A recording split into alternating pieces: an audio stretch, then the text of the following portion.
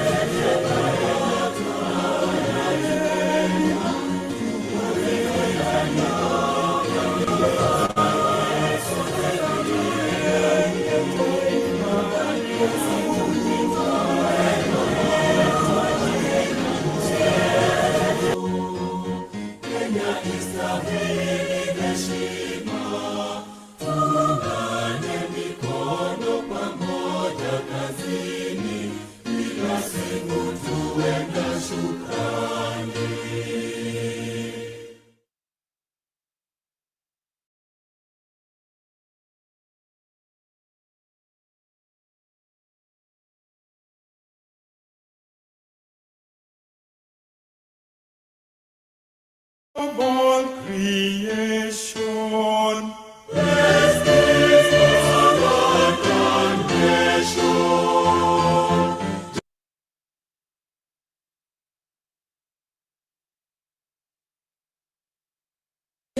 Mungu twaomba uilinde Jumuiya Afrika Mashariki, tuwezeshe kuishi kwa amani, tutimize na malengo yetu. Jumuiya yetu sote tuilinde, tuajibike, tuimarike. Umoja wetu ni nguzo yetu, idumu jumuiya yetu. Uzalendo pia mshikamano viwe msingi wa umoja wetu, na tulinde uhuru na amani, mila zetu na desturi zetu. Jumuiya yetu sote tuilinde, tuajibike, tuimarike. Umoja wetu ni nguzo yetu, idumu jumuiya yetu.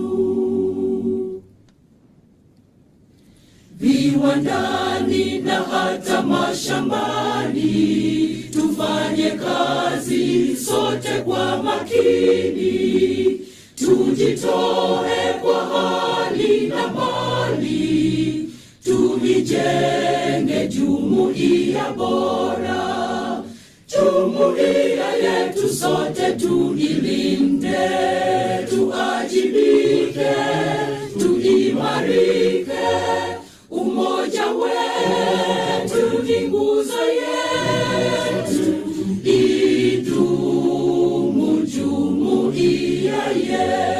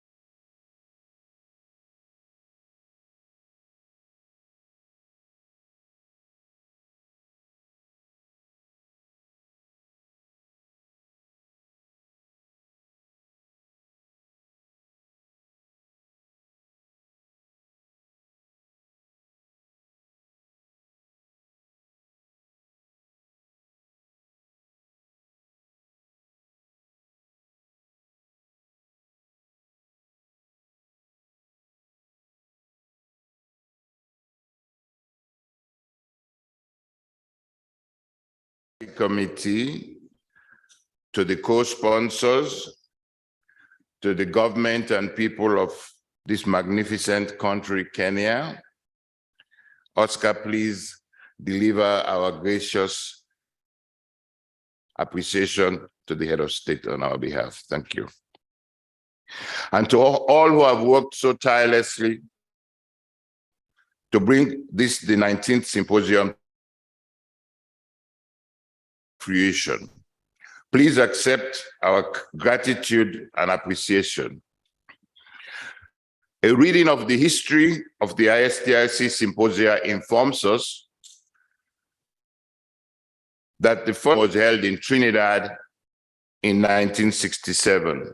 Thereafter, respectively, the next 4 symposiums were held in Hawaii in 1970, at IITA in Ibadan in 1973, which incidentally was the first symposium attended by your humble chair for this occasion this morning. Then at CIAT in Colombia in 1976, and then in Manila, the Philippines in 1979. And thereafter, I suppose you all know the history and the sequences. In cricket terms, and I know colleagues from India, from the West Indies, from Kenya, from Australia, will appreciate what I'm about to say. 54 years and still batting. This is not a bad set of innings at all. In fact, we are still batting strong in the sense that we have contributed to the establishment of 3 CG centers with programs dedicated to root crops science, namely the International Potato Center, the International Institute of Tropical Agriculture, and CIAT in Colombia. We have contributed also to the establishment and creation of some major national and regional root crop programs in India, in Nigeria, in Brazil, in Colombia, the Philippines, etc. The list goes on. The ISTRC has no doubt contributed to what is now a world community of tropical root crop scientists and technicians. It is fitting that this 19th symposium is dedicated to strengthening the capacities of our communities of practice for innovations in tropical root crops towards sustainable economic development. I have no doubt that at the end of our 5-day deliberations, we will leave Nairobi with an enhanced capacity for networking, information, exchange, innovation, and that we would have contributed to the identification of new opportunities for tropical root crops. Once again, I welcome you all and say to you, thank you. It is now my honor and privilege to call upon the chair of our organizing committee to give us some opening remarks, Dr. Emmanuel Okokbenin.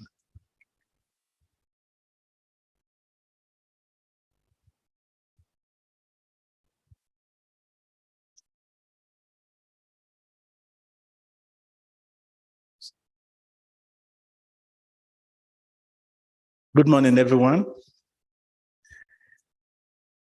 The Cabinet Secretary for Agriculture and Livestock Development, Republic of Kenya, Honorable Mitika Lenturi, represented by Dr. Oscar Mangaya, Agriculture Secretary, Research in the Ministry. The Executive Director of AETF, Dr. Canisius Kananjiri. The President of Global ISTRC, Professor Latif Sani, Dr. Simplice Noala of the African Union Commission, the President of the ISTRC AB, Dr. Richardson Okechukwu, Dr. Susan Carrier, Director Award, Dr. Paul Demo, CIP Director for Africa, representing Dr. Claudia Sadoff, 1CGIAR Executive Managing Director, and the 1CGIAR Root and Tuber Science Community, Miriam Cherogoni, Self-Help Africa Country Director, Kenya, Councilors of the Global ISTRC, Dr. Eliud Kliplo Kureja, Director General, Caro, members of the 19th Symposium Local Organizing Committee present, the entire membership of the ISTRC AB present, invited guests, members of the press, ladies and gentlemen. First and foremost, it gives me great pleasure to welcome you all to the 19th ISTRC taking place here in Nairobi, Kenya. I wish to congratulate the LOC for having worked hard day and night to ensure we organize a successful meeting. The LOC membership includes the representative of the Kenyan government, National Research Systems reps of Kenya, the CGIAR, non-governmental international organizations, universities, and other respected key stakeholders. They supported different subcommittees as well as the Global ISTRC Advisory Council for the event. The chair of this opening ceremony heads the Advisory Council, and I would like to thank him again, he and his team, for an excellent job in supporting the preparation of this symposium. May I at this time request all LOC members present to stand up and wave to the organization, my colleagues who have worked with us, and if you are in the hall, some of them are outside. Thank you very much. Thank you very much. Some of them are busy somewhere, they will join, and many other participants are on their way. Once again, allow me to join the Executive Director of AATF, Dr. Kananjire, my colleagues at AATF and the government of Kenya, to express our gratitude to President of the Global ISTRC, Professor Sonny, who was working with us, working in close proximity with us, and its council for the honor extended to Kenya and AATF to host this symposium. As you may know, AATF is a major development player in the transfer of technologies in the agricultural sector of the continent. And we've made huge investments in important staples of Africa, including cassava and potato. Similarly, the Kenyan government strives to improve the country's food systems, resilience, and also to strengthen its economy with strong focus on commodity crops, including root and tuber crops. The choice of Kenya and the timing of this symposium is therefore significant from this context. In addition to this important role, the ISTRC serves as a platform for scientific advances for this category of crops. Ladies and gentlemen, root crops as a subsector in agriculture and food systems have for a long time received inadequate policy attention, thus limiting their potential contribution to food and nutrition security of millions of households. By consequence, this has also delayed the benefits that can be realized from the climate resilient potential of some of the value chains in this subsector. For the next 1 week, the event will provide an opportunity for scientists from all over Africa and around the world to network, exchange information, and innovate ideas, and to initiate new collaborative studies on how to improve the performance of these root crops. I wish to urge all the participants to take off some time to explore the green city in the sun. Nairobi is a beautiful city, and there's a lot of things you can see around. Finally, I wish you all a fruitful meeting. Welcome, and thank you for listening to me. Thank you again. Thank you very much, Emmanuel. It is my pleasure and my duty now to call upon the Executive Director for the AATF to give his welcoming remarks.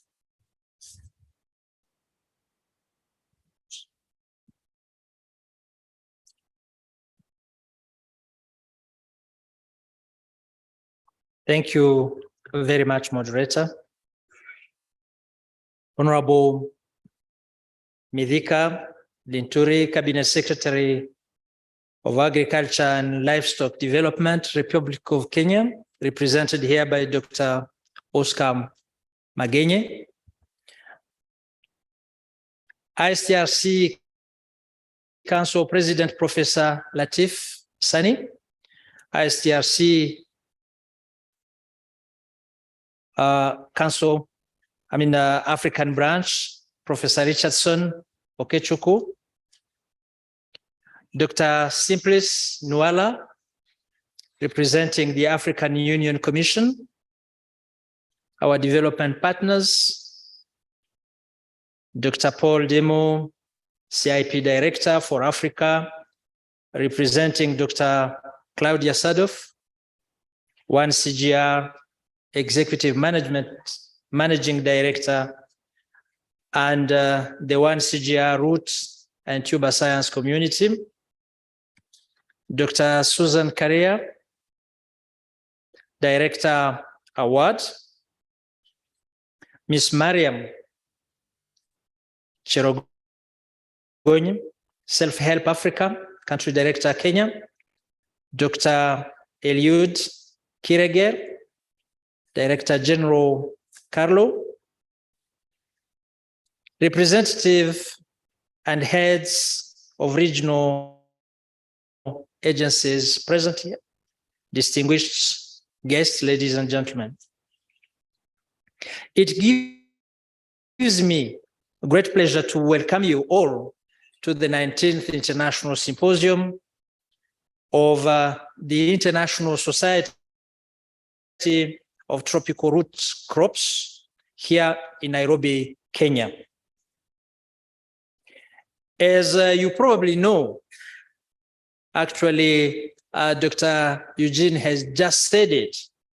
This is the first time that this event is being held in Kenya since the inception of ISTRC 55 years ago in 1967. We thank very much ISTRC Council for granting us, Kenya and AATF, the opportunity to host this auspicious event, and particularly for AATF, the privilege to coordinate it. The last ISTRC was held in Cali, Colombia in 2018. And the next, this one, ought to have been organized in 2021. But as you know, COVID-19 took its toll. And like any other events, it delayed the organization of this 19th International Conference of ISTRC. We are therefore delighted to host the first post-COVID symposium here in Kenya. Let me appreciate the government of Kenya and the larger local organizing committee led by Dr. Emmanuel Okobenin and his able team comprised of various partners in the root crops subsector in Kenya.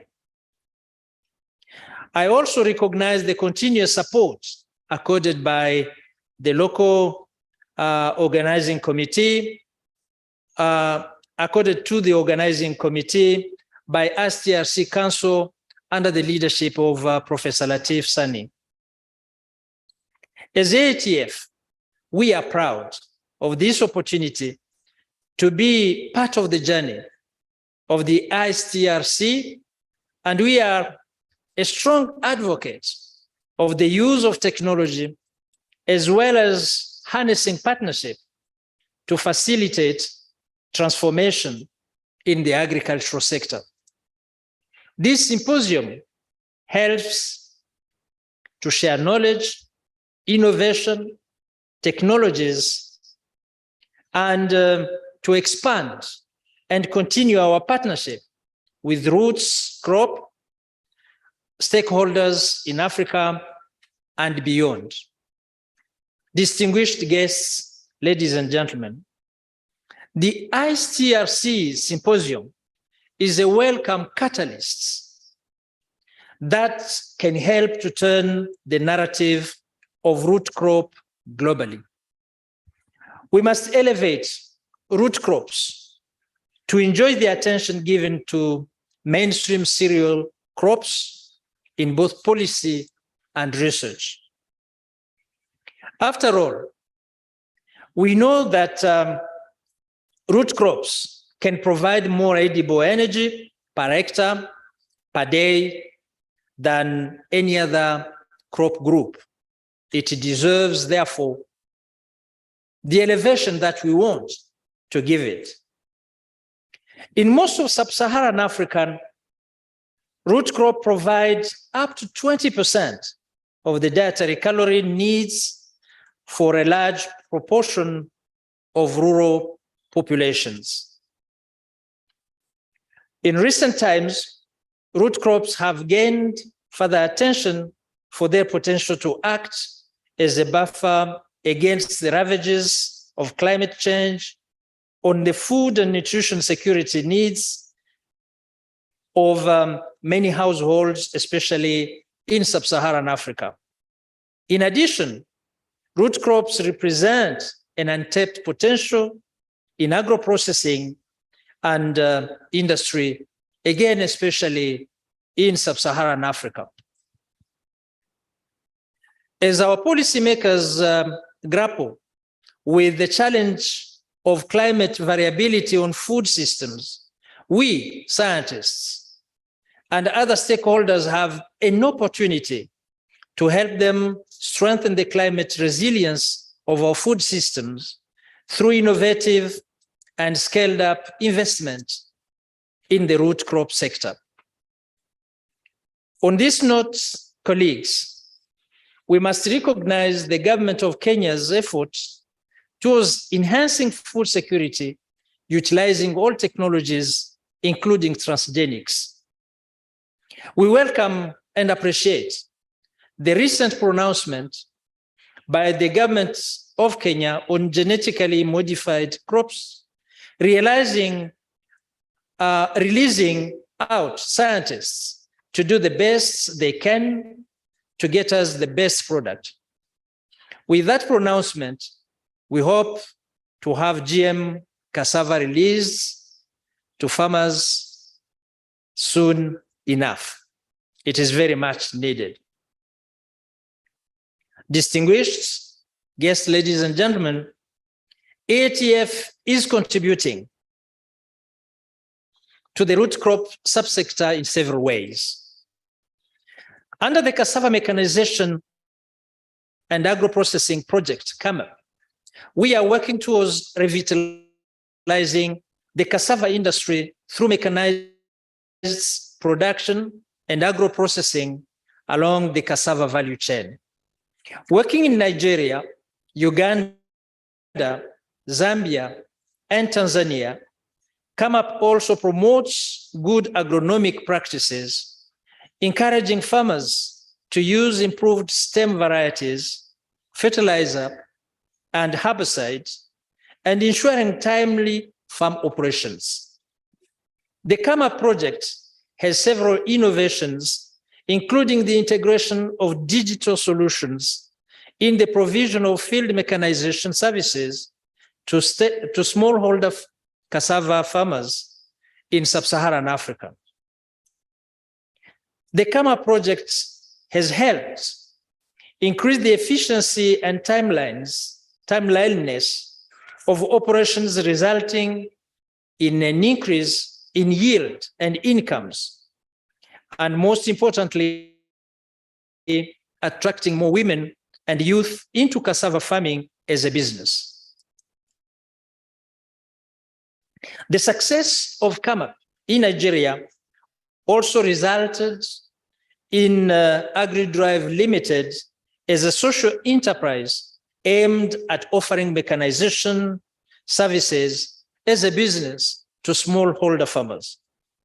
In the potato value chain, AATF is also a partner in the Global Biotech Potato Partnership that is led by our partners, Michigan State University and CIP. The Global Biotech Potato Partnership Project aims to address potato farmers' challenges with the late blight disease by introducing late blight-resistant potato varieties in several countries. And this partnership is another opportunity to explore the role of transgenic technologies in addressing pressing farmers' needs. AATF is working with partners to advance the knowledge of biotechnology and its benefit to potato value chain stakeholders in the target countries. Ladies and gentlemen, vibrant partnerships are an essential component for the successful uptake and scaling of technologies in agriculture. In this spirit, I believe that the 19th International Symposium of the International Society for Tropical Root Crops will not only energize existing partnerships, but also catalyze new partnerships and conversations around synergies that we could create. And we hope that that will be very much harnessed, enhanced during the next five days we will spend here. Once again, I would like to thank the government of Kenya and the ISTRC partners for making this event possible and for giving us the opportunity to be part of it. Thank you all, and I wish you very fruitful and exciting deliberations and very productive interactions. Karibuni sana Kenya, asanteni sana, God bless you, thank you very much.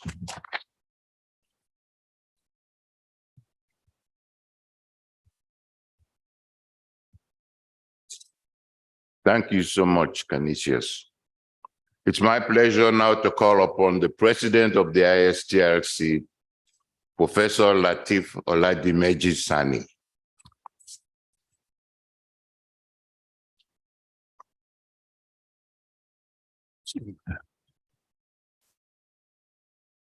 Mr. Chairman, the Honorable Cabinet Secretary here, permit me to allow all members of ISTRC to stand up for 1 minute for some of our colleagues that have passed away, especially Professor Satish Chandra.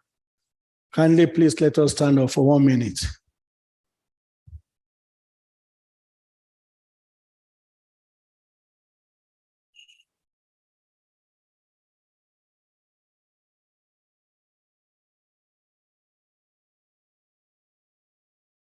May all of them rest in peace. Thank you very much. All protocol dealing. It gives me great pleasure to welcome you to the 19th Triennial Symposium of our society, holding here in Safari Park, Kenya. As we gather here today, let me remind you that we are in a serious crisis in the world. Our food system is definitely threatened because of climate change, pests and diseases, low productivity, and a weak extension system in the global south, which has made it difficult for innovations to reach farmers' hands. On top of this pile of bottlenecks is the Russia-Ukraine war that is undermining the supply of food to all, especially wheat, soybean, and some others. And because of the fertilizer and the potash, mounting serious pressure on root and tuber crops. The shocks are brought to the front burner the importance and significance of root and tuber crops, particularly in building resilience in our food system. Ladies and gentlemen, our society, the International Society for Tropical Root Crop, was founded in 1967, and you have our foremost leaders in the House, citing 1973. You will hear from Andrew Westby, who happens to be our president for 9 years in the society, and everybody combining together and raising some of us as the champions of the middle career. And I think now, Egesi, Okechukwu, Greg, all of us are in the next 10 years, we are also going to be stepping down. And the implication is that we need to harness all our resources to raise new champions.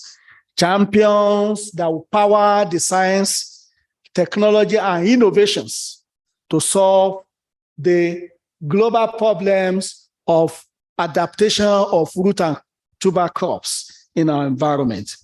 We have empirical data that root and tuber crops are the most important commodities for attaining food security, nutrition, and income generation, particularly among smallholder farmers and actors. Furthermore, as resilient crops, root and tubers might assist farmers in adapting to climate change and fluctuation. The global community today is looking for technological and corporate solutions to boost root and tuber crops for resilient food, nutrition, and industrial systems. And that will lead to long-term economic development. This is an opportunity for all of us. Distinguished ladies and gentlemen, the year 2023 is going to be a year of gender. Gender mainstreaming in all facets of life and endeavor. And I want to welcome the Director of African Women in Agricultural Research and Development Award to Susan, who actually left FAO to head the award program. A round of applause, please, to her. As a result, we have chosen 2 influential women from the continent to spearhead the crusade for possible gender and digital solutions. One of the keynote speakers is Jemima Njuki, who happens to be the current leader of the GYUN Women in New York. Is well known to us. She's currently my vice chair in the steering committee of award. She has worked with IRI, IDRC, and numerous organizations as gender expert, and you will enjoy our presentation. The keynote speaker, chairperson for Jemima's paper is Jan Lowe, who happens to be my vice president for ISTRC Councilors team. And she's also a very senior program officer of SIP.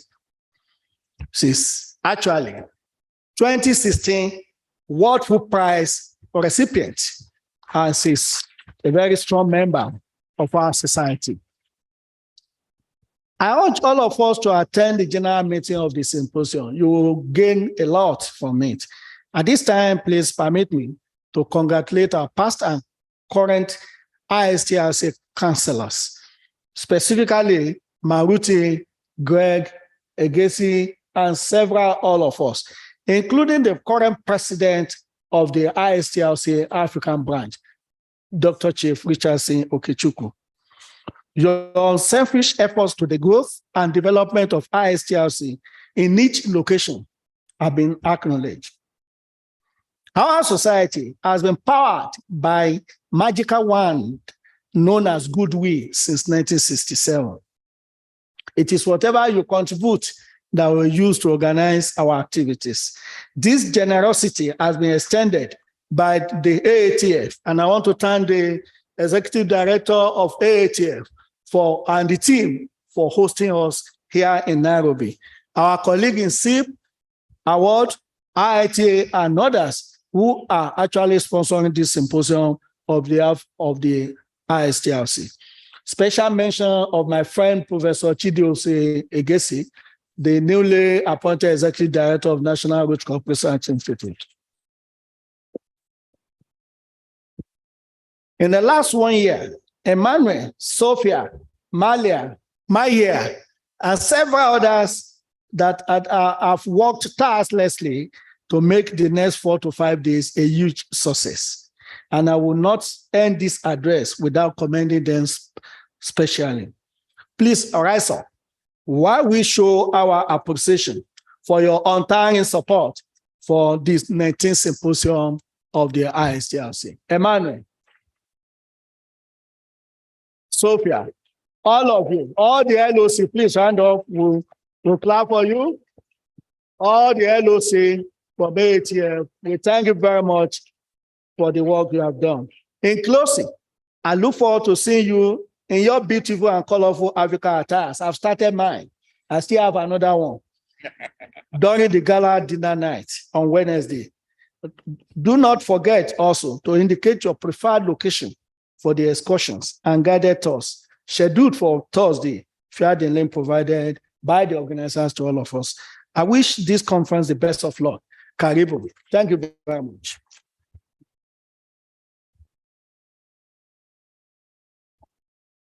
Thank you, Latif. We will now be giving 2 goodwill messages. The first is from Suzanne Carrier from Award, and the second from Okechukwu. I call upon Suzanne.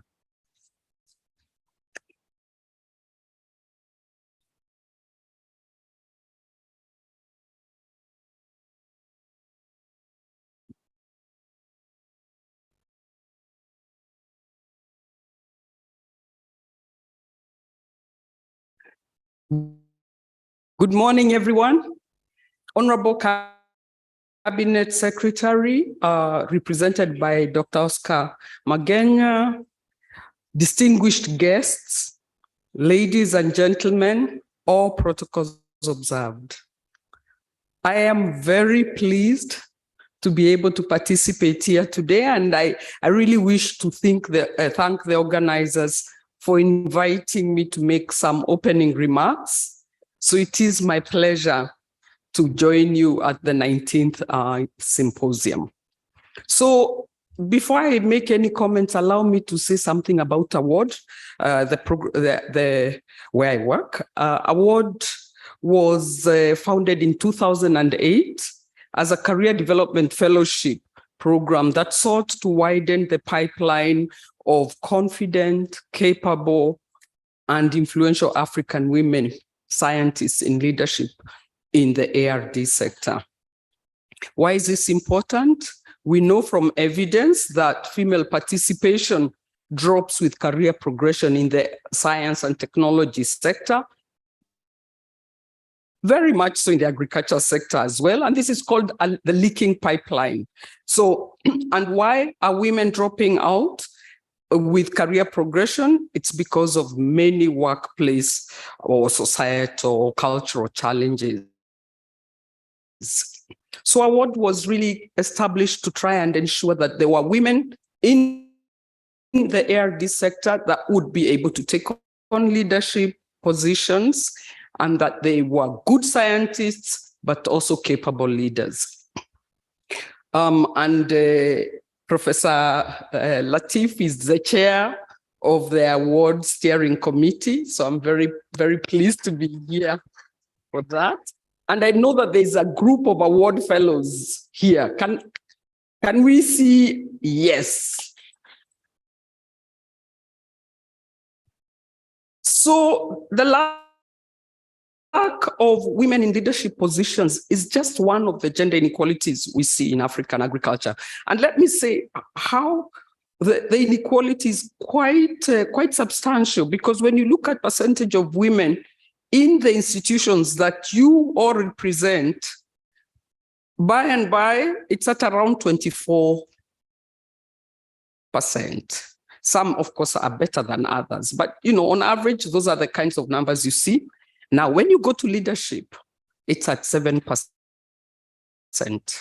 So, as Professor Latif said, we think next year is the year of gender. We need to leverage all the players if we're going to deal with the challenges. So a second area where there are substantial gender inequalities is also at the smallholder farmers level, men and women, so that although women contribute substantially to agriculture production compared to men, they face substantial constraints in accessing the productive resources, the technologies that you're producing and the innovations, but also in accessing services, markets, assets, and opportunities. What we found that during COVID-19, and what COVID-19 really clarified, is that these kinds of pandemics and these kinds of shocks actually just brought into sharp focus that the fact that women are always disproportionately affected by crisis. So we also need to pay additional attention to making sure that they continue to prosper. And actually, when we look at the most recent State of Food Security and Nutrition report, the 2022 report that's produced by the Rome-based agencies, it showed that the gender gap in food insecurity widened substantially under the shadow of the COVID-19 pandemic. So it is a major issue that we need to pay attention to. So in order to achieve the resilient food and nutrition system and sustainable economic development, my plea to the ISTRC is that we need to address gender inequalities. We need to pay attention as we develop our innovations to make sure that we don't perpetuate inequalities with our work. So what are the three things I suggest we need to do differently? The first one is we need to increase women's access to technology and business innovations. But to do that, we need to address the barriers that they face in the root and tuber crops value chain. And the strategies for increasing women's access to these opportunities, assets, and services must respond to their needs. They must respond to their priorities, to their specific constraints, but also to their realities, What we have found with all the evidence in the work around gender is that when we work and we want to address rural gender inequalities, we must have multidimensional interventions. This is because women face constraints in multiple dimensions. But the second area that's coming very much into focus within the gender debates is that we also need to focus on addressing some of the root causes of gender inequalities, and these are the discriminatory social norms and gender norms, and behaviors and attitudes that continue to perpetuate inequalities in the household, in the institutions, and in the policies. The second area where we need to act is at the institutional level.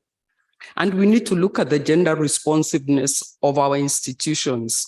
All the institutions represented here today, it's really important to look at to what extent are we integrating gender in the research that we do, in the design, in the implementation, and in the dissemination. But in addition, it's really important to look at the staffing, making sure that the institutional mechanisms for recruiting and retaining women in the staffing sector.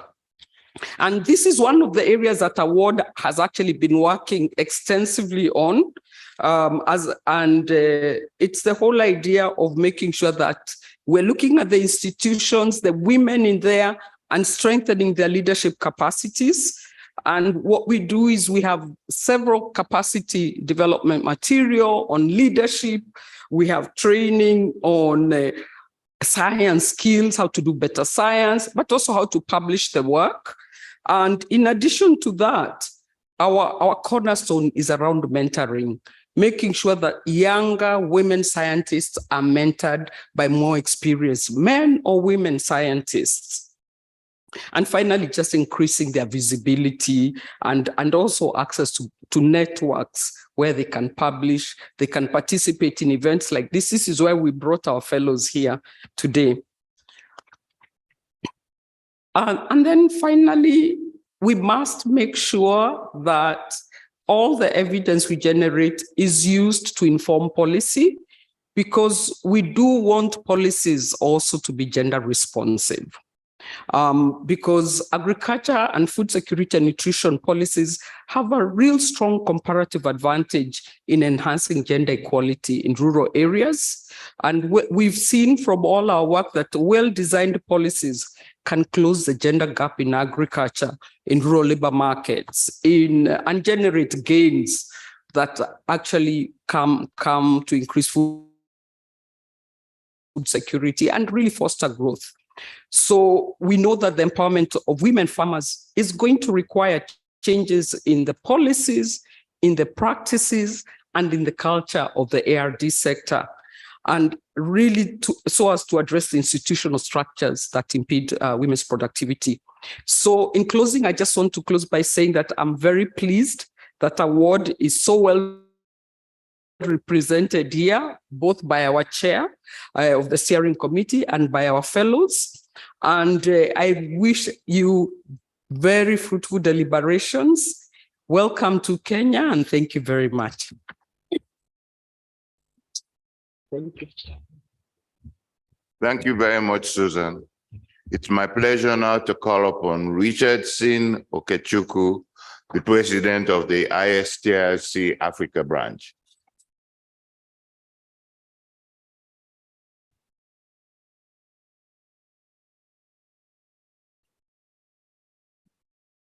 Thank you, Mr. Chair. Good morning, everyone. Mr. Chairman, members of the High Table, permit me to stand on existing protocol. I'm happy to be here this morning, and I thank AATF and ISTRC for successfully having this event this year. I'm the president of the Africa branch of ISTRC, and the Africa branch is the largest member of this society. We started in 1978, and we go around the different zones from West Africa to East Africa to Southern Africa, and then to Central Africa. The last symposium was last year. It was in Zambia, and the next one is coming forth in 2024 in Cote d'Ivoire. So I'm expecting to see many of you there.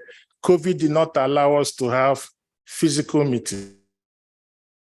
We had to do it virtual, but I'm sure in the one in 2024, it will also be physical like this, because it allows us to meet. When we meet, there's a lot of things, a lot of exchanges that go around, and there are a lot of movement and things that move forward. Mr. Chair, I call you our elder, because it was not easy taking over from you guys, and we've carried forth this society, and we are making a lot of effort to make sure that we get the young ones to get set to take over, because this is the greatest platform we have in Africa for root and tuber workers. Whether you're a scientist or you're a student or you're a private sector or your government, you can be a member of this society. And if all the cereals fail, the only thing that remains are the root and tuber crops. So we can do things on the starchy. We can also do things that look like flour. We can also do things that look like beer. We can also do things. So we can handle quite a lot using root and tuber. And I see in Africa now, a lot of governments are going into presidential initiatives using root and tuber crops. So it's a good thing for all of us. And it means that we need to continue to work hard and bring out our results. so that the policymakers can see it and get to use it in what they are doing. So I'm happy to be here. I thank AATF and I thank everybody for being present here. Thank you.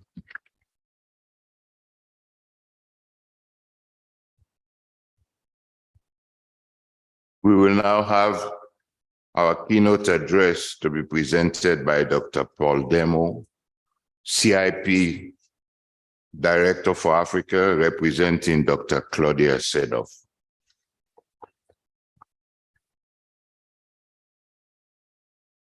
Yeah, thank you. Thank you very much, Chairperson.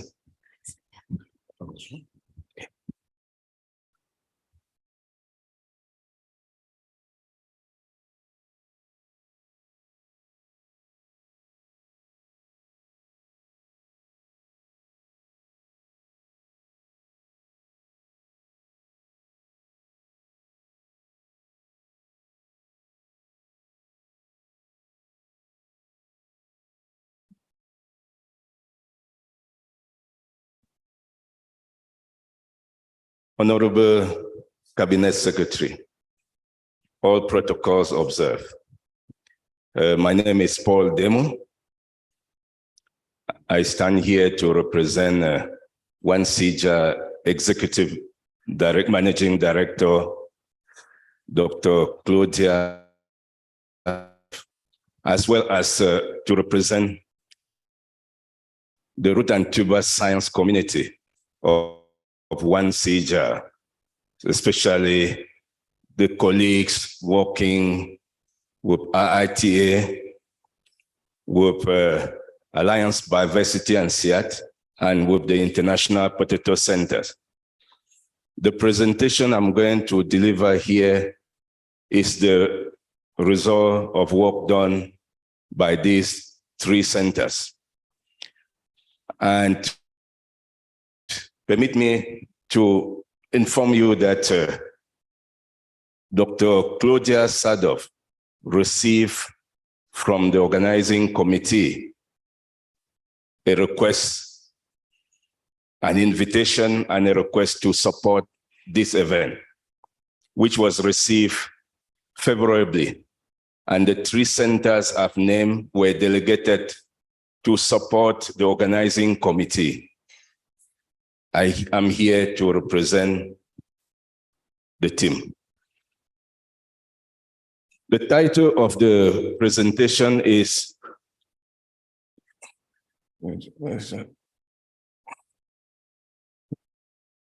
Root and Tuber Crops Contributing to Food and Nutrition Security, the CIGA Contribution.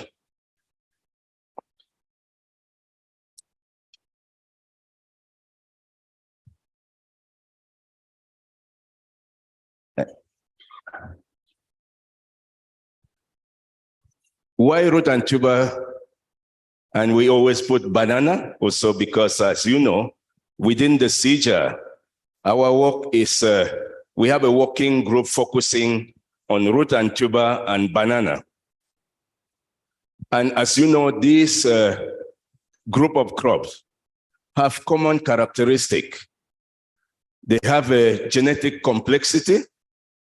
They have a similar propagation method, generally propagated vegetatively, as opposed to being propagated through the grains, through seed, the true seed, like in the cereal. And one of the complications of this group of crops, by the nature of the propagation method, keep the group of crop prone to systemic diseases that can easily be transmitted from generation to generation through planting material. And this is what makes this group of crop deserving special attention in order to be able to produce quality planting material. Bulkiness and perishability has also been one of the characteristics or some characteristics that are attributed to root and tuber crops. Many always said root and tuber crops are women crops, especially in sub-Saharan Africa. Because when you look at the farming community of root and tuber in sub-Saharan Africa, and also in other parts of the world, women play a critical role.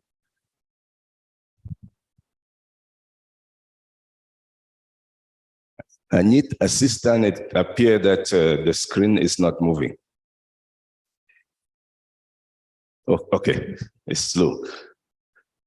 Yeah, from 2012 to 2022, the CIGA research program on root tubers and banana work as a multi-organizational effort with CIAT, ITA, SIP, Alliance, CIAT and Biodiversity, and CIRAT, and many other partners, including national research organizations, to address common challenges through research for development. When we talk of root and tuber and banana, we have cassava, potato, sweet potato, yam, and other root and tuber crops.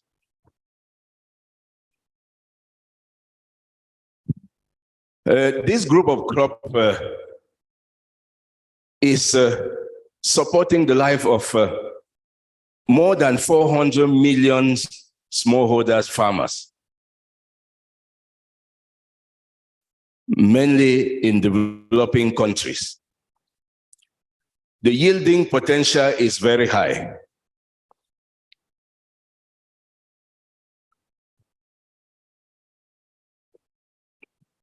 The screen is slow.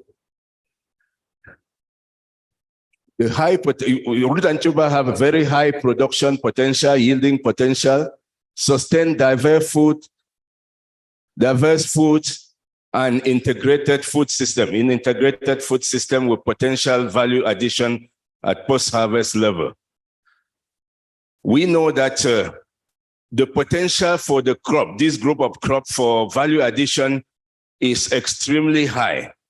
And that potential is not yet sufficiently tapped. It is known to be a group of crop that is resilient, one of the most resilient group of crop to climate change, climate variability. And this is always noticed when there's a disaster in a country. We working in root and tuber, we receive a lot of requests of support to communities that are affected. And mainly because it is commonly recognized to be a group of crop that can cope where several other crops cannot.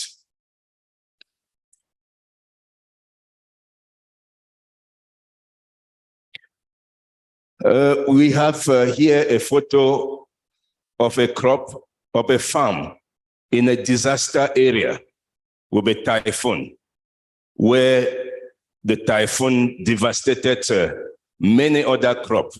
But you can see a crop of sweet potato not affected.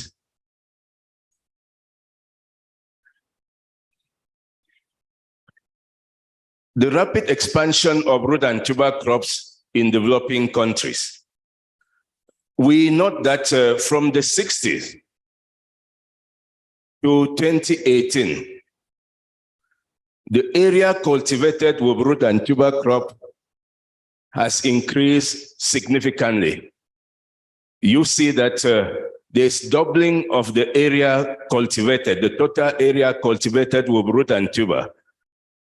The productivity, the total production has not only doubled, but has tripled. This indicates the growing importance of this group of crops with time. And the trend is still showing that the root and tuber crop will gain in importance. Root and tuber crop will gain in importance as time goes on.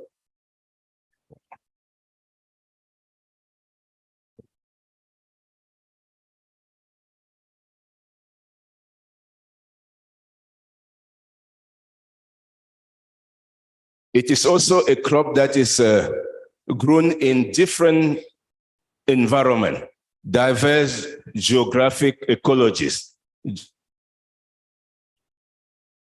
You can find root and tuber crop from Africa to Latin America to Asia at different latitude and altitude.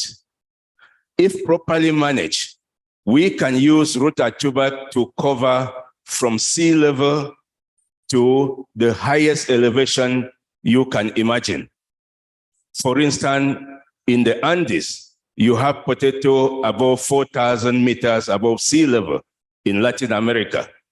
You go to sea level, you will be cultivating cassava, sweet potato, banana. What does this mean? This means if we work very well to support and fund this group of crops, we can be able to take care of the food security and nutrition to a large number of population across the world.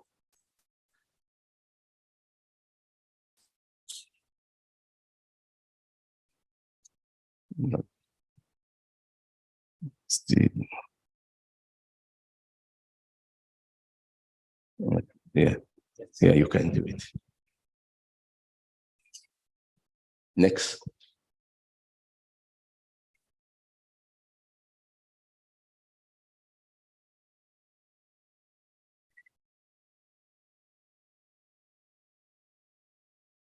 Yes, in terms of rapid expansion, I've already indicated that, as you can see on the slide, the total area cultivated moved from 33 million hectares to 67 million hectares between 2016 and 2018.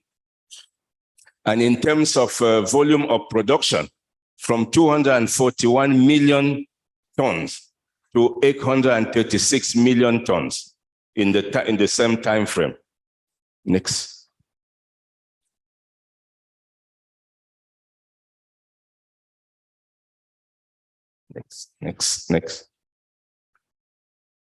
Next. Continue. Next.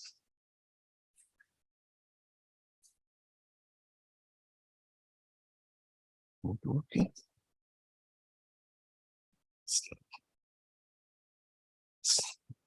Something has happened. It's not finished because we still have some slides. There is a slide on one CJA, the importance of. This is the first conference that we are having within the one CJA era. And the question that the organizing committee was asking, how do we invite one CJA to this event? Will it be through SIP, through Alliance Biodiversity SIAT? The request went to the one CJA executive managing director. And through that, we can see that one CJA, through the acceptation to come and give this presentation and support the conference, is indicating the strong continuous support of one CJA to ISTRC. We are having root and tuber research through different initiatives. I don't know why the slide the presentation is not showing, but what I will say is that the work is being executed on root and tuber in many one CJA initiatives. They are not organized by centers, but they are organized in terms of thematic area, in terms of the action areas of one CJA, like genetic innovation. You have several initiatives like the Seed Equal initiative, that is Seed-Qual initiative that is having a lot of activities on root and tuber. We also have excellence in agronomy, excellence in breeding, and many other initiatives that contribute to root and tuber. And the key question is, how do we reach root and tuber community within the 1C jar? The way it appears at the moment, it is not yet straightforward because the work is not organized by a value chain like potato, sweet potato, or cassava, but the work is organized in those thematic and action areas through the initiatives. We have discussed with colleagues within IITA, SIP, and Biodiversity. There's reflection led by Dr. Oscar Ortiz, who is the Director General of SIP by interim. He is going to assist the team to see if we can have a community of practice within the 1C jar dedicated to root and tuber crop, so that it will be easier to reach the root and tuber community and also liaise with root and tuber colleagues, not only within the 1C jar, but also within the national program and other organizations that are contributing to root and tuber. This is something to be done to make communication and coming together easier.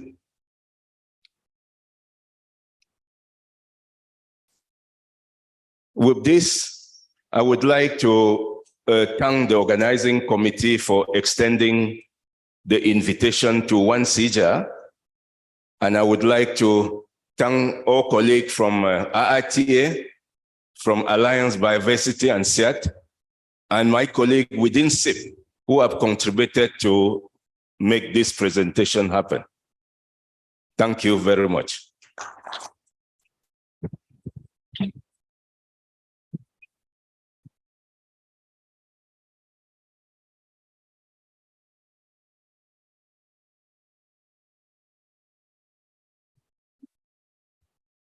Thank you, Paul. We understand the unfortunate incidents of the glitches, but thank you very much for a very well presented paper. We will now accommodate some opening remarks from the Africa Self-Help Africa, the country director, Kenya, Dr. Miriam Cheregoni.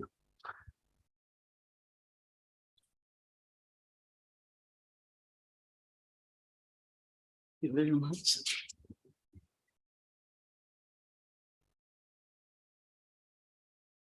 Thank you very much, Chairman. Our chief guest, the Cabinet Secretary, Honorable Mithika Linturi, represented here by Dr. Oscar Mageya, AATF, the host, ISTRC Organizing Committee for inviting us to share our experience here. All protocols observed. I want to take this opportunity to introduce Self-Help Africa. Self-Help Africa is an organization that is based in Nairobi and headquartered in Dublin. We work in 17 African countries after matching with another organization called United Purpose.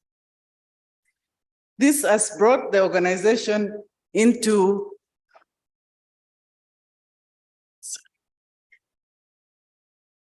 800 staff complement across Africa, Latin America, and Asia.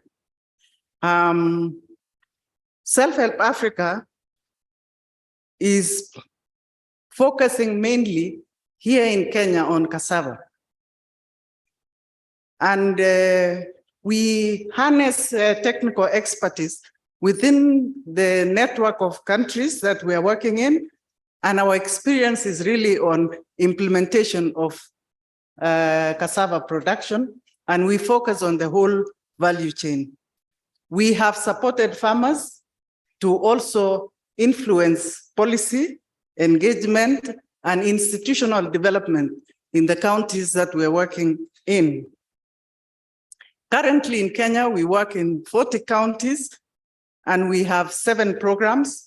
And our flagship project, of course, for this conference is our cassava project that we have implemented in Western Kenya and Kilifi. The vision for Self-Help Africa is an economically thriving and resilient rural Africa, and our mission is to support sustainable livelihoods for smallholder farmers in Kenya. We use an integrated approach in our implementation. We focus a lot on capacity building, mentoring, partnership development, as well as linking research and innovation to the work that we are doing with the farmers. We focus on value chain approach. As I mentioned, that we are working on the whole value chain of cassava. And in this value chain, we bring in a lot of partners to support us in the development of the value chain. Cassava is an important food security crop for us, as has been mentioned by the people who have spoken ahead of me. And it is the 10th crop in terms of quantity, and also in 19th in terms of importance in the world. In Kenya, it is the 3rd most important crop, and it reaches 2.5 million farmers. So it is an important crop, and so it is a crop that we cannot ignore. But cassava is largely produced by subsistence farmers, but there's a high potential for commercializing cassava. There is increasing demand, and that is why we feel that this is a crop that can really help in terms of doing cassava products that can be used for industrial development. Cassava is a very adaptive crop, and that is why for the counties that we're working in, they are marginal counties, and for these counties, the crop is very resilient and resistant not resistant, but it can also grow with very little rainfall. That is why we promote it. Marketing for cassava is still underdeveloped in Kenya, but still there's some real champions that are coming up that have supported our farmers, like Muhogo Foods and a few others that are off-taking this cassava from the farmers. And they need to be supported as well in terms of reaching out to the areas where we are operating in. We have worked with the Ministry of Agriculture here in developing regulations and policy for cassava value chain, and it hasn't gone, we haven't completed it, and so this conference is really an important part of this process for us to understand what other countries have done, and as we push our own regulations for blending cassava, sorghum, and other crops with maize, given the challenges that we have faced recently in terms of course, the importation of wheat and other agricultural products.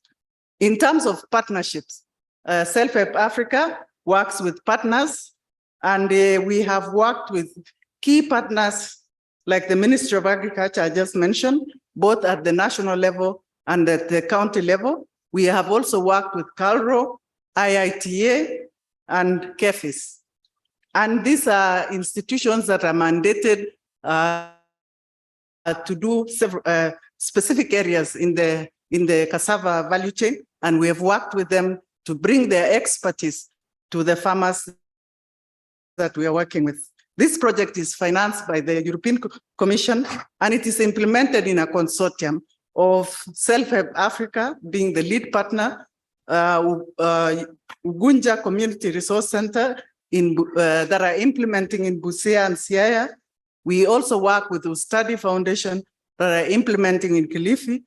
We work with a microfinance institution called Rafiki and True Trade, which is our sister organization that is doing off-taking as well as LPO financing for the farmers that we're working with. Under the system, we have faced a lot of challenges in terms of getting clean seed for cassava. We have worked very closely with Calro in terms of supporting them to develop clean seed for us. On market access, we have worked very closely with the off-takers to try and build a market for the farmers. But of course, we've faced a lot of challenges also in this because there's not enough production for the off-takers, and the farmers also are not getting good prices for cassava. And so it's been a challenge for us, but this is something that we're working on. We have also effectively disseminated technology to the farmers for post-harvest loss in cassava. We have incorporated solar dryers for them to be able to dry their cassava properly, and also incorporated some quality capacity building for the farmers to ensure that the cassava is safe for food, and we have created incentives for them to actually train and ensure that whatever they're selling is good for human consumption. On the strategies and policy, we have supported county governments to develop cassava strategies, and we have also supported the Ministry of Agriculture to support the regulations and policy for cassava blending. And we hope that cassava blending, if we can push it to 10% from the current 1%, it can create a huge market for the smallholder farmers. On gender and nutrition, we are also focusing on ensuring that women farmers are facilitated, and we have provided a lot of equipment for them to make it easy for them to peel because they spend a lot of time. There's a lot of energy that goes into processing cassava. And so we are also trying to facilitate so that women can spend less time in peeling and processing the cassava. On this same gender and nutrition, we are also supporting nutritive sensitive agriculture, and we are helping the farmers to understand what are the nutritive values of cassava for their own use, and for also when they are selling the cassava to other people. So we have held cooking demonstrations, value addition for cassava, preparing complementary feeding for school children. And I will not be able to explain all this, but please visit our booth. Our farmers are exhibiting there, and we will have a side event on Wednesday that we go into details, and the different stakeholders are going to be presenting. So come and listen to what they are doing, the challenges that they are facing, because this is where we can begin to have solutions. A few recommendations is that we need to engage and work together. I think the partnership that we have developed has been a very good one. We've learned a lot from the science, and the science is learning a lot from what we are implementing. I think the other recommendation is for the government of Kenya to really fast track the regulations and policy for cassava, given the challenges that we are facing in terms of wheat importation and also maize. We can blend this, create a market for the farmers, and I think this will be a win-win for everybody. Finally, I want to say also, we have tried to support the financing of the cassava value chain, and we have tried a lot of products with financial institutions. For example, the LPO financing, or local purchase order financing, which helps farmers with working capital so they can at least be able to process more and sell more. I just want to conclude to say that in the next 50 years, we will need to produce as much food as we have consumed in the entire human history. And so it is important for us to really focus on these alternative crops and make them useful for our communities. Thank you, ISTRC, for inviting us and giving us an opportunity to share. I wish you fruitful deliberations.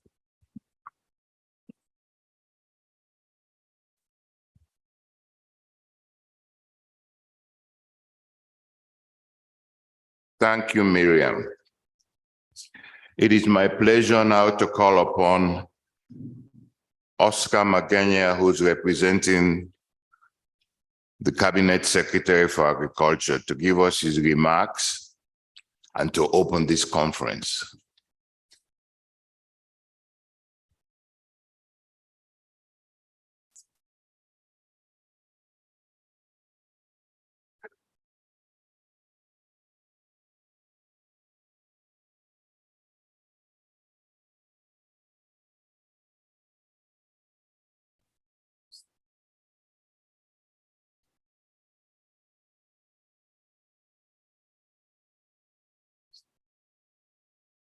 Great.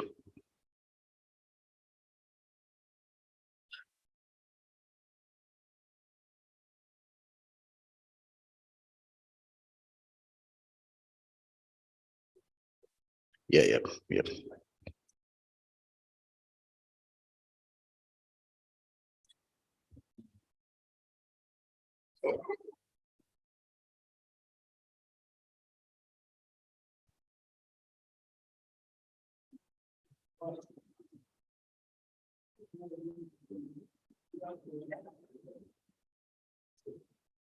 Yeah, thank you. Yep. Oh, okay.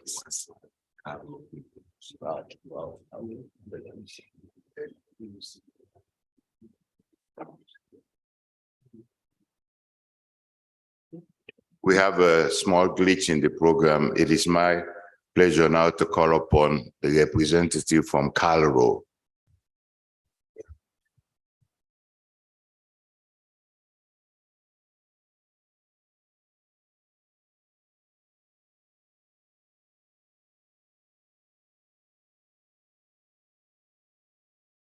I'm going to forgive him. We were going to be 30% females presenting today morning, and now he reduced the number because we're only 3 women and 6 men. So when he didn't call upon the Director General Calro, I really got pissed off. Power to our ward. I am a ward fellow. I'm representing the Director General Calro. Director General Calro, Dr. Eliud Kerge, is unable to come. He has been called to the Treasury, and you know when the Treasury calls, you run because there's money there. So I'm here to represent him. My name is Lusike Wasilwa, Dr. Lusike Wasilwa. I am the Director of Crop Systems based in Calro headquarters. I also served on the LOC for this particular conference. Welcome to Kenya.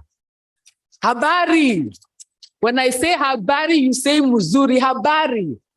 Now this is Lusike Wasilwa talking. I've not yet jumped into the Director General position. I am the Director Crop Systems. So when I say habari, you say habari.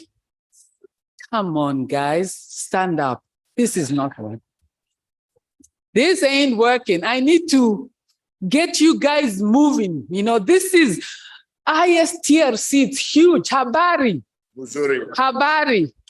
Asante. Now you can sit down. Thank you very much.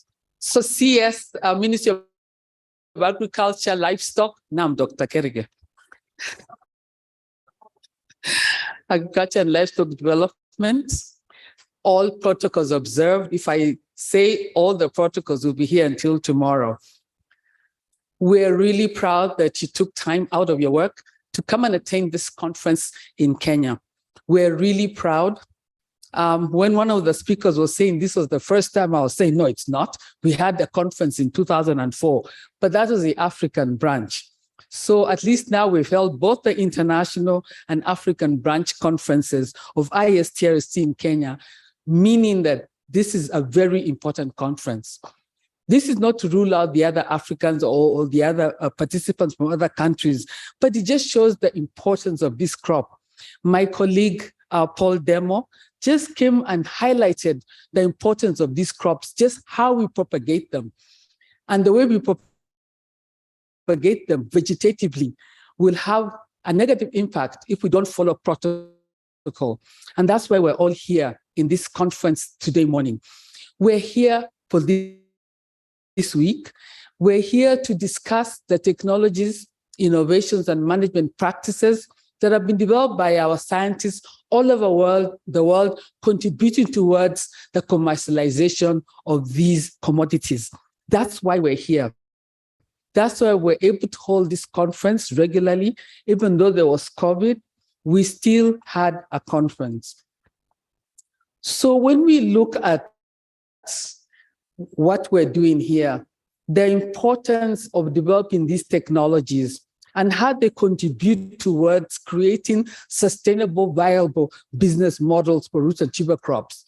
That's why we have to sit here, because it's not just about food nutrition, it's also about income security. And it's very important that as CALRO being one of the actors in this area, where we're a very large organization with 17 research institutes and 53 centers, we have over 600 scientists, but our numbers are going down very fast as many people retire. We're really hoping that by the end of this week, we would have made many, many more partnerships that we'll be able to go sit down, write proposals, get funding to contribute towards the development and commercialization of the root and tuber crops. In CALRO, we collaborate with many. We collaborate with academia, international agriculture research centers. We collaborate with public and private sector. We also collaborate with NGOs, FBOs, CBOs, and also NAS in all over the world. Therefore, whatever we develop, whatever you see, like today, if you go out through the main door and turn left, you'll see the CALRO stand. And you see the kind of technologies we're trying to display here. One thing we're proud in CALRO is not just developing varieties, where right now I'm told we've developed over 40 potato varieties, 17, 24,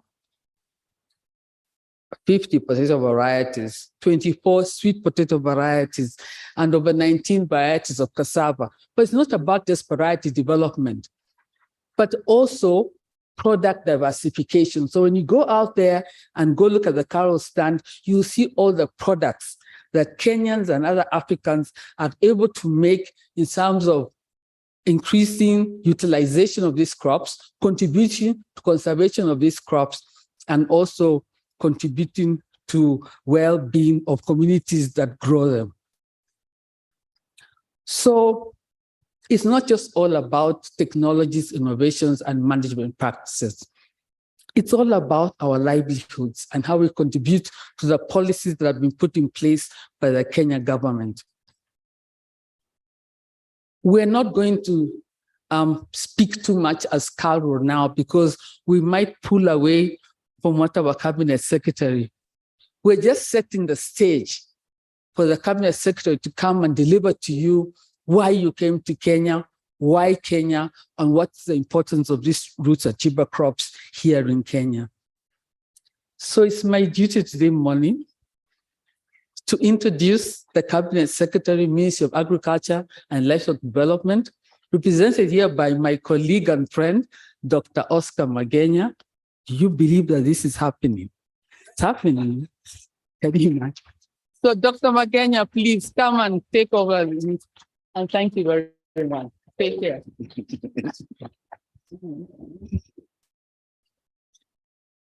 Oscar, give me a minute, please. Yeah, please. You can see that the LOC has been very, very particular in making this an all-inclusive conference. Everybody and his brother is represented here today, and we are the better for it. Just give us a minute because we want to hear a few words of remark from the AUC, the African Union Commission, Dr. Simplice Noala. And we will eventually get to him.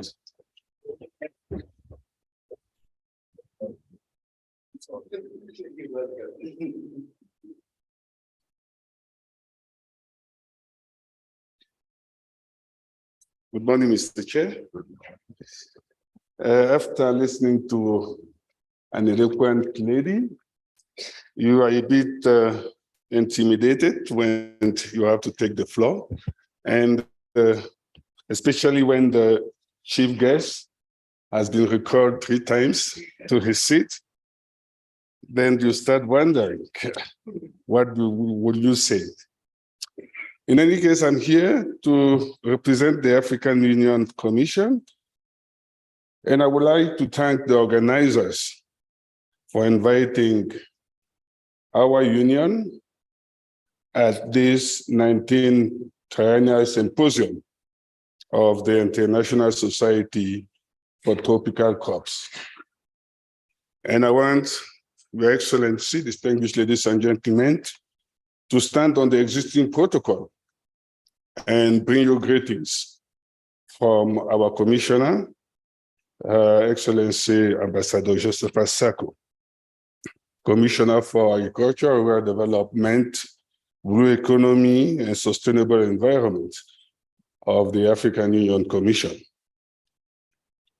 Distinguished guests, less than 3 years to the Malabo goals of ending hunger and malnutrition on the continent by 2025, it is sad and it is a cause of concern to note that only one country is on track to meeting this goal.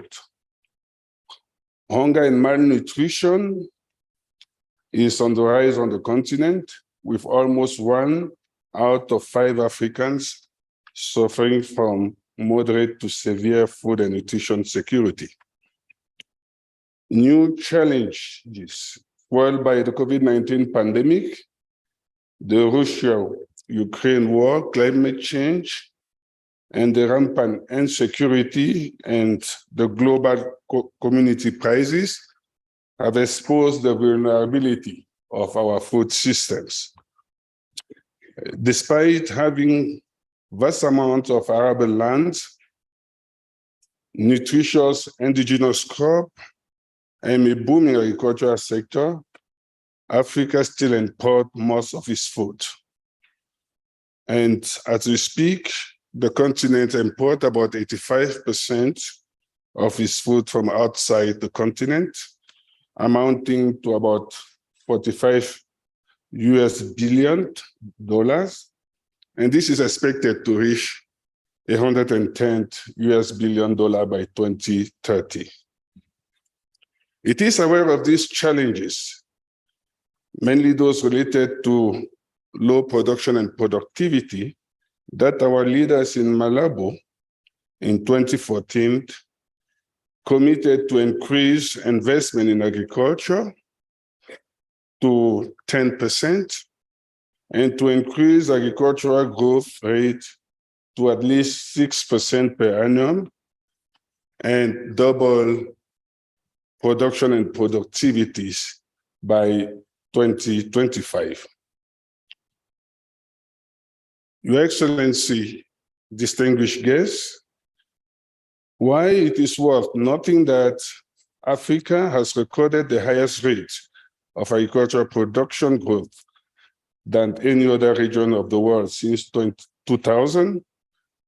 Agricultural production has been increasing on the continent at a yearly rate of 4.3% compared to about 3%, which is a global average.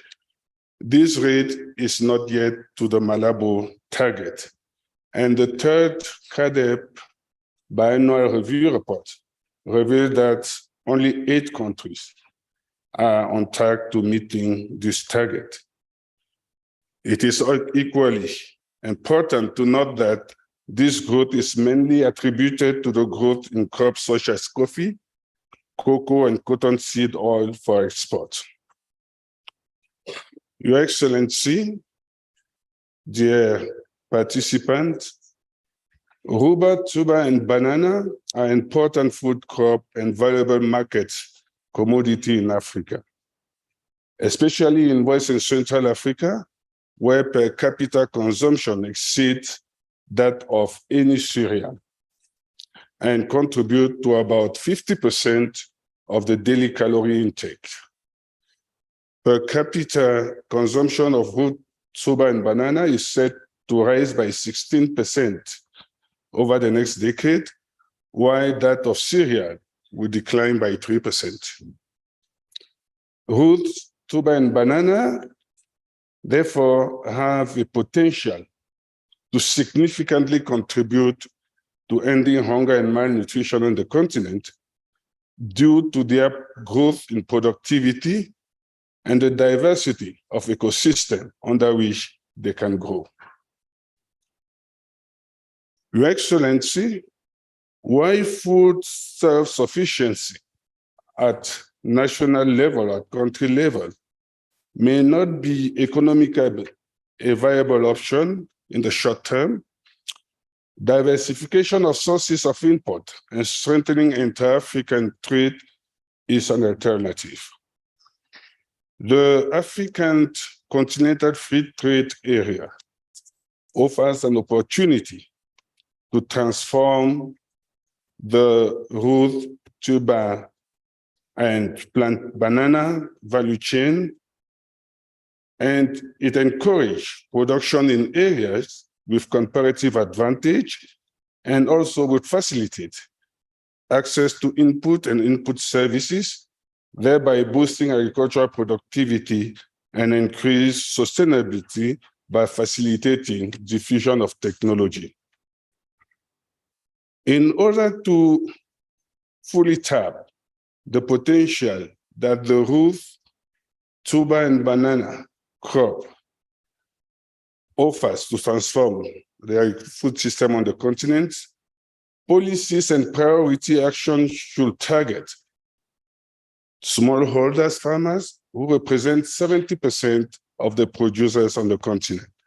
And these policies and priorities should address access and technical support, especially by facilitating learning to improve agricultural technology and practices, including agroecological practices, access to agricultural finance and risk mitigation, including protection against price fluctuation and weather risks, access to market and storage facilities, and support through research and innovation, including institutional innovations, technological and digital policy that responds to the needs of these smallholders.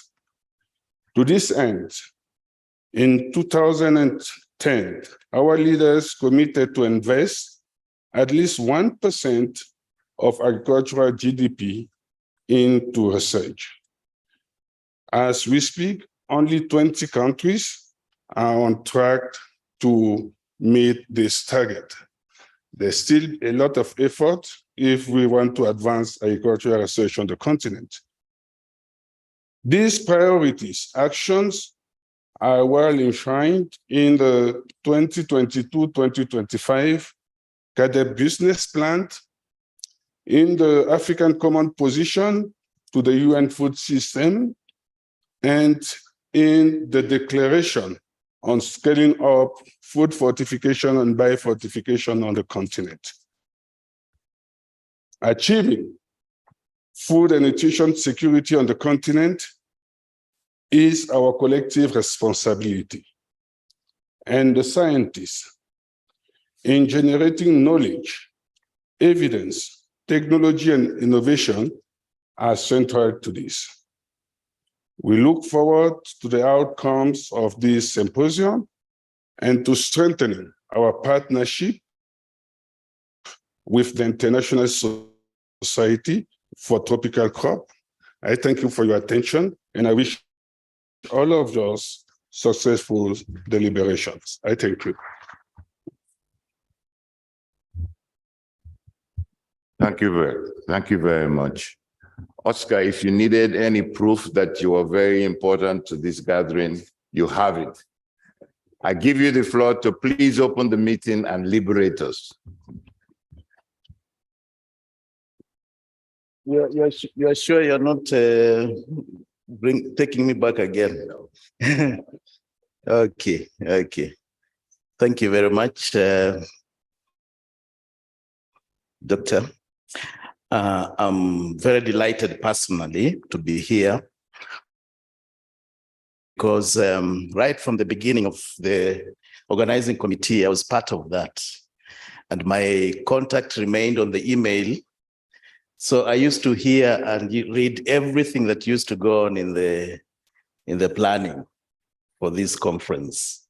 So finally we are here, and it's gratifying that we have pulled this through. I'm going to read remarks from the Cabinet Secretary, who I know would have loved to be here today, but due to other commitments was not able to come. But he's in the picture, and he's aware about this conference going on. So the president of the International Society for Tropical Root Crops, Professor Sani Latif, the executive director of the African Agriculture Technology Foundation, Dr. Kanagire, members of the International Society for Tropical Root Crops Governing Council, representatives of the National Agriculture Research Institutes from the region and the rest of the entire world, members of the academia and research, representatives from the private sector and partner organizations, and of course, the media, distinguished guests and invited, all of you that are invited here today. Ladies and gentlemen, I greet you all, and particularly from the Cabinet Secretary. On behalf of the government and people of Kenya, I'm pleased to welcome you all to the 19th International Triennial Symposium of the International Society for Root Crops here in Nairobi, Kenya.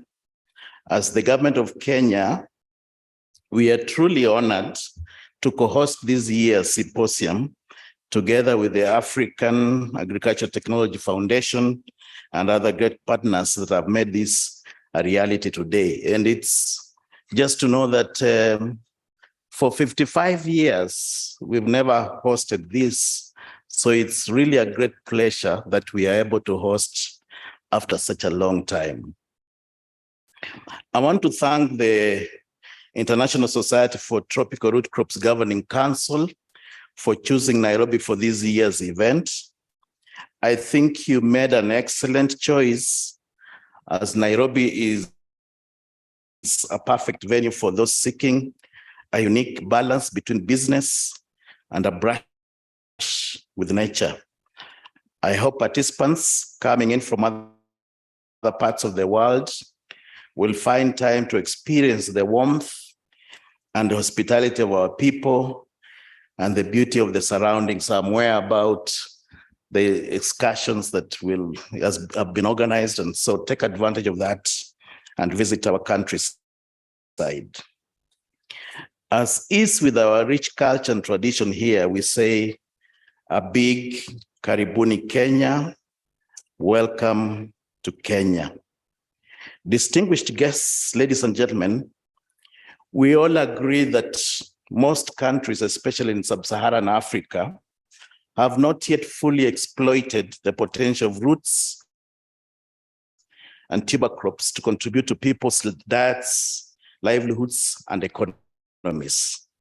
Here in Kenya, market demand for the roots and tubers is expected to continue growing, driven partly by rapid urbanization and changing dietary habits of the growing urban populations.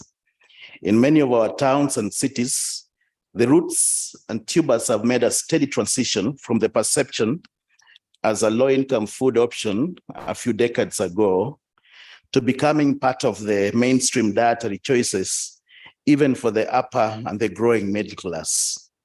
I mean, you'll notice that even the upper are now switching back to what we have always called in some derogatory terms as orphaned crops, crops that have been neglected. But we are all coming to this because of the realization of the health benefits that these crops confer on us. However, production of main root crops such as cassava, sweet potato, cocoyam, and yams, among others, remains below potential. The transition of the status of the crops that I refer to presents a challenge to policymakers, to researchers, and other value chain actors to strengthen the roots and tubers value chains in order to increase their competitiveness in our agri-food systems. To achieve this, we need to undertake several initiatives, including supporting smallholder farmers in this subsector to commercialize the production of root and tuber crops.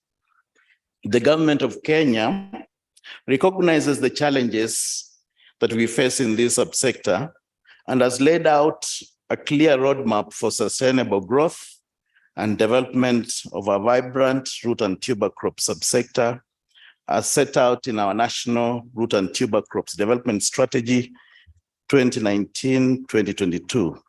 This strategy is part of the Greater Kenya Vision 2030 Development Blueprint, where the role of agriculture as a pillar of our economy is well articulated, and in our current agricultural sector transformation and growth strategy that was launched in 2019 and is supposed to run for us up to 2029.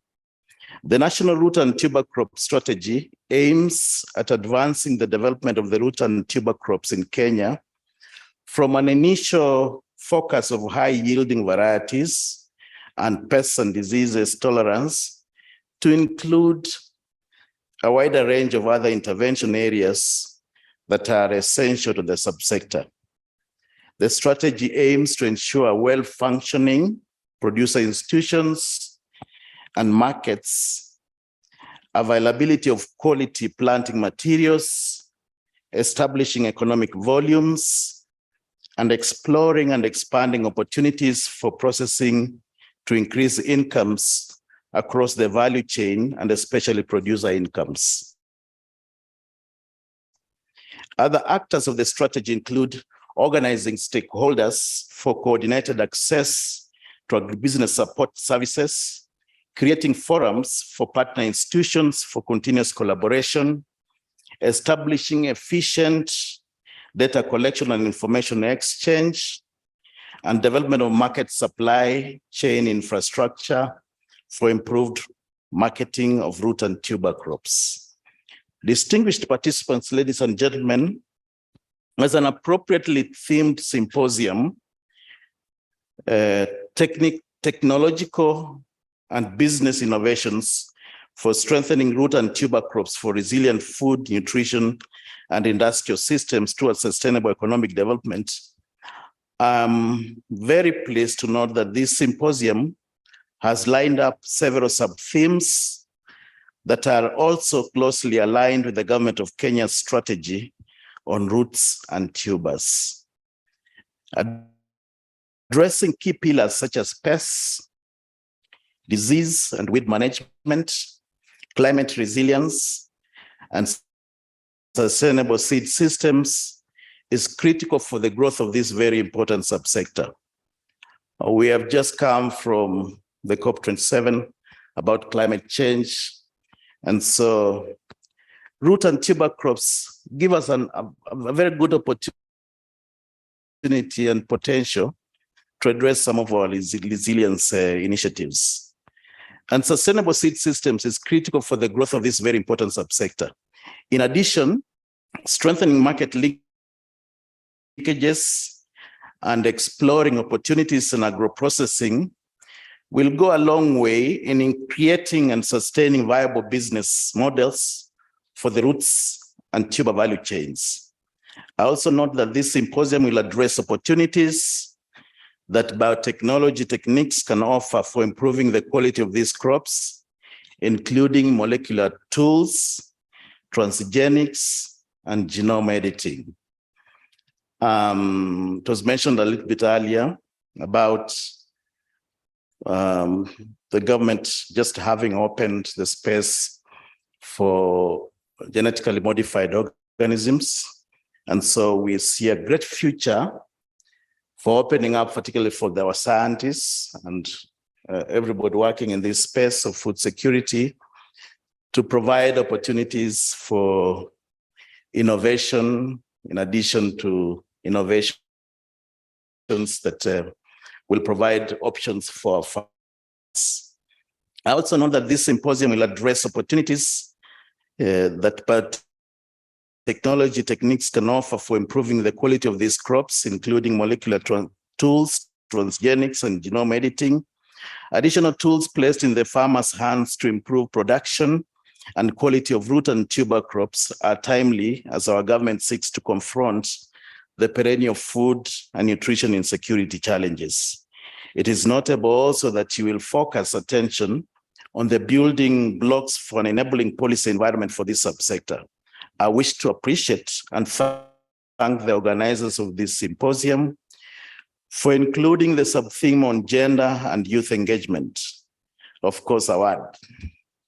It is an accepted fact that the root and tuber value chains have a strong gender dimension that places women and the youth at critical stages of the production to markets continuum. Recognizing and articulating strategies to strengthen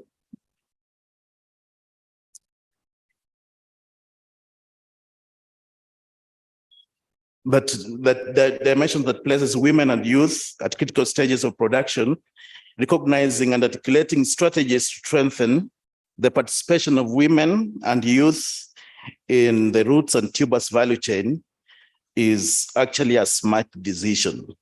Honorable participants, ladies and gentlemen, I want to conclude my remarks by reiterating the position of the Food and Agriculture Organization on roots and tubers value chains, which is that the competitiveness and viability of roots and tubers value chains will depend on the improvements on several levels, including inclusive business models, sustainable intensification of production, and the strengthening of the capacity of small and medium enterprise and farmer organizations.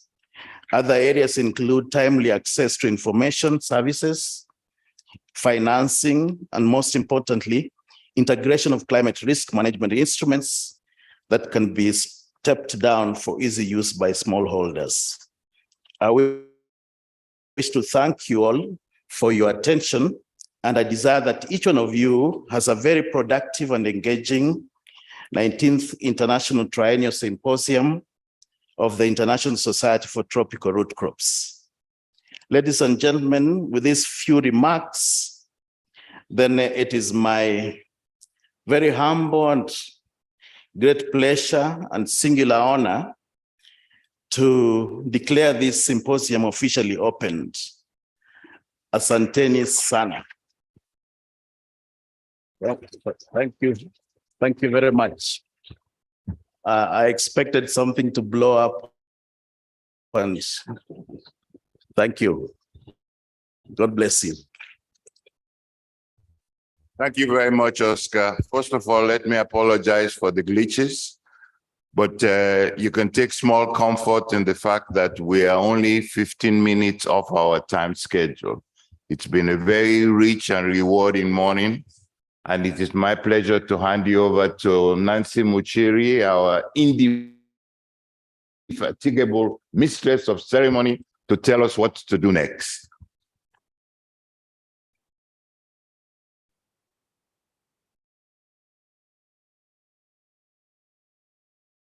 Thank you very, very much, Eugene. And Joan, I must, are you in the room? Yeah, I must apologize for the glitches, but I will stand on the apology that came from Eugene, because he is the higher ranking official compared to all of us here.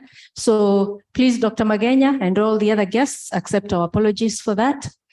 and we will correct them, not try, we will correct the glitches. Join me, please, in appreciating Dr. Eugene Terry. And what I did not say,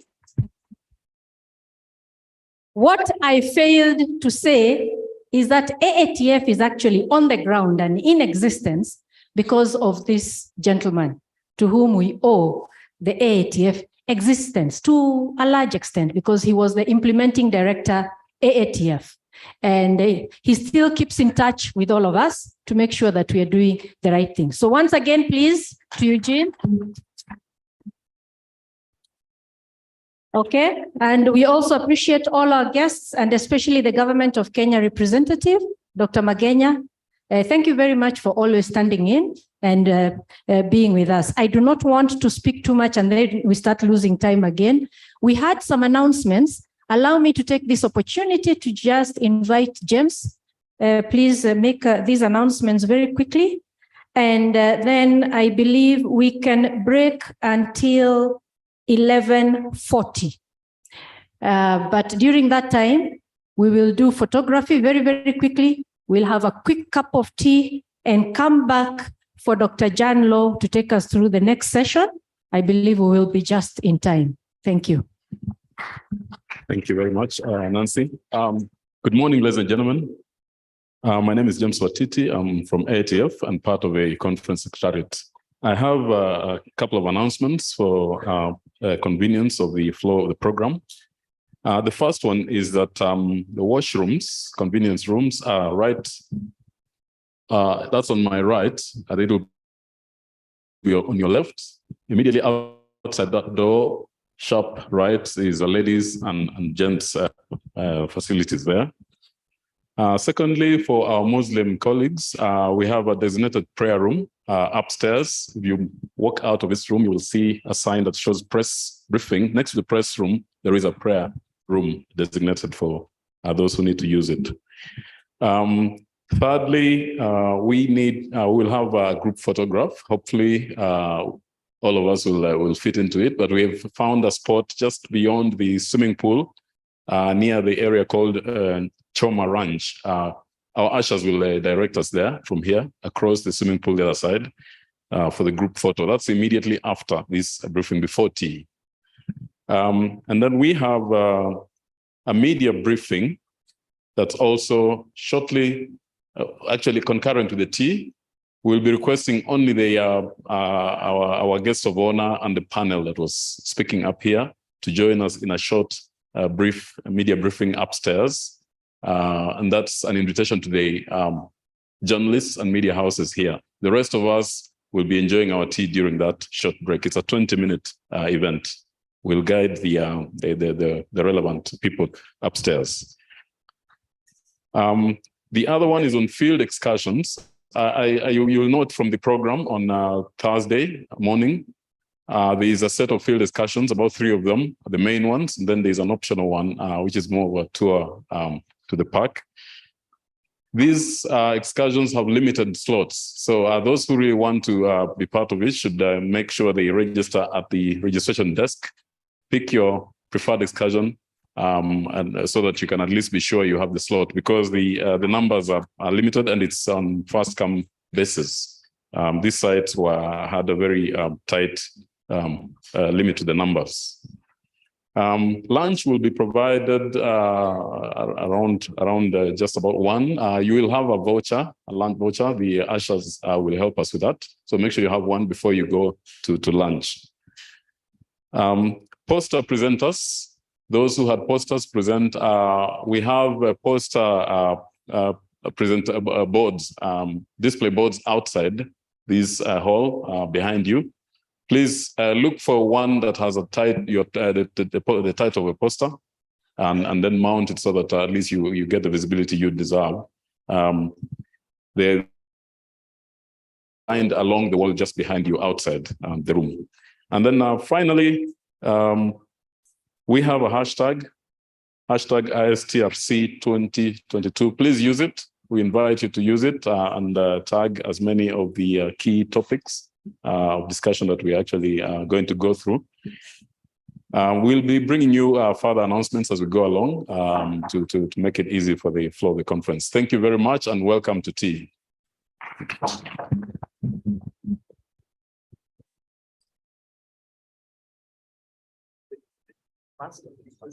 It's a photo. Let's go across the swimming pool to the other side, Choma Ranch for the photograph, and then tea in that order.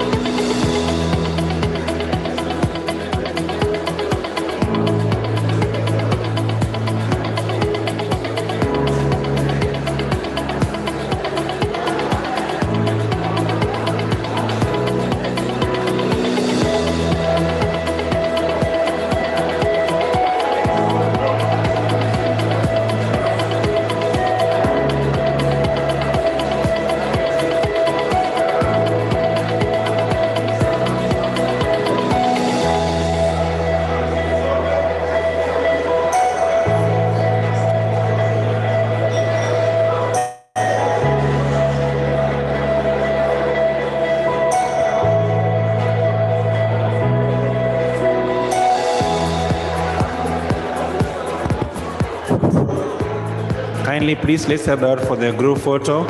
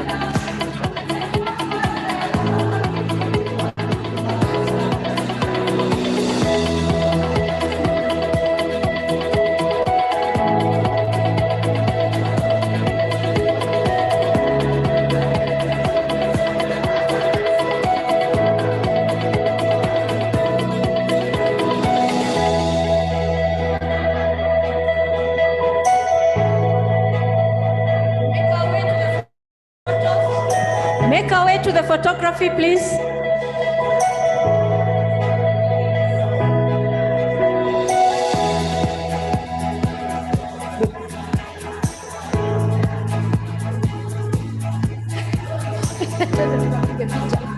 May I encourage us to go to the photos? I'm sure Miriam, they'll be looking for you on that side.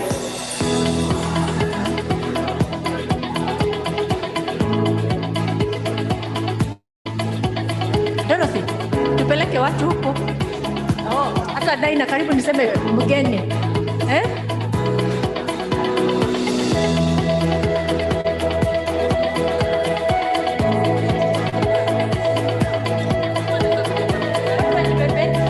For now.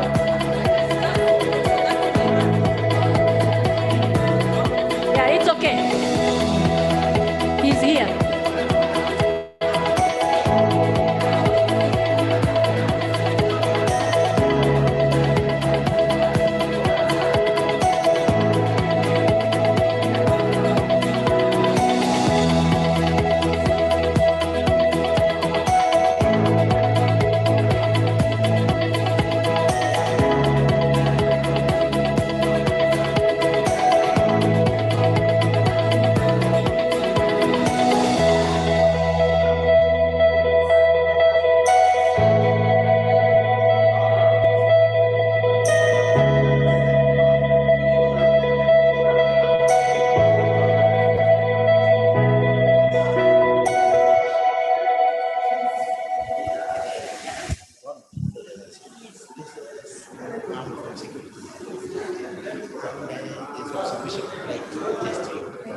Now that those people have.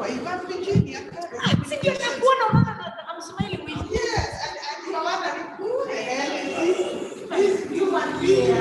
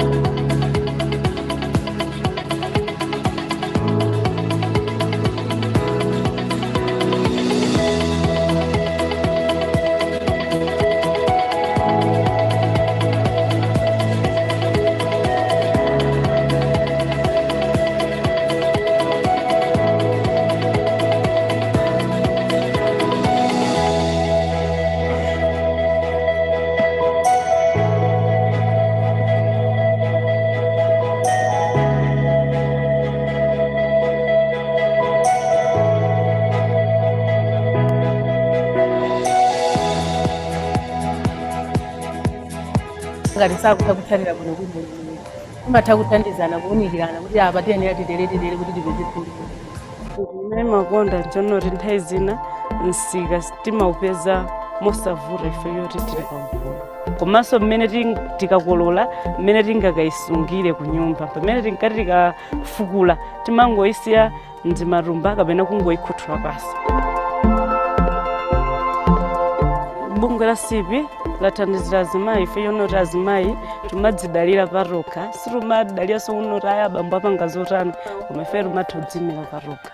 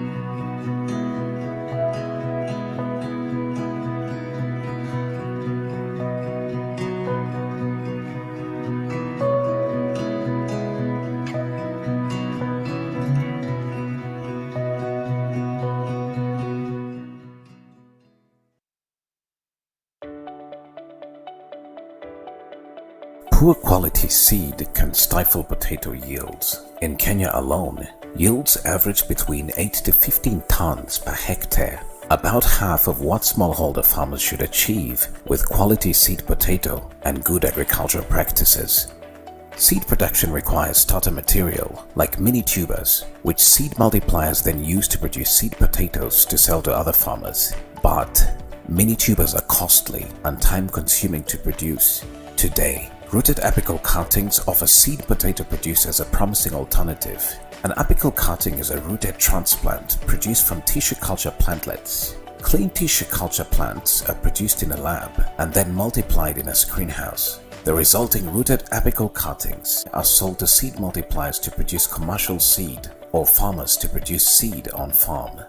Since 2016, the CGIAR's International Potato Center, CIP, has worked with partners to strengthen the local seed system to make high-quality seed more readily available with rooted apical cuttings. Once planted in the field, each apical cutting produces between 10 to more than 20 seed tubers. By comparison, mini tubers produce only 5 to 10 seed tubers. The costs for cuttings are also significantly lower. Whereas it is 15 to 30 cents per mini tuber, it's only 10 American cents per cutting. Not only do seed multipliers earn more profit with rooted apical cuttings, they begin earning these profits sooner, after only 2 field generations of multiplication compared to 3 generations needed for mini tubers. Rooted apical cuttings accelerate seed production, making it a sound investment for enterprising seed producers, a boon to farmers who can now more readily access high-quality seed potato and new varieties quicker.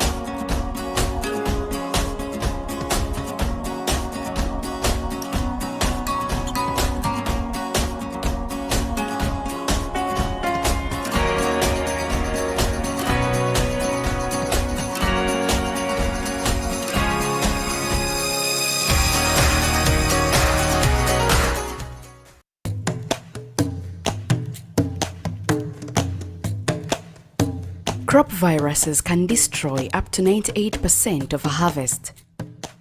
Annually, the global agriculture sector loses an estimated $540 billion to pests and diseases.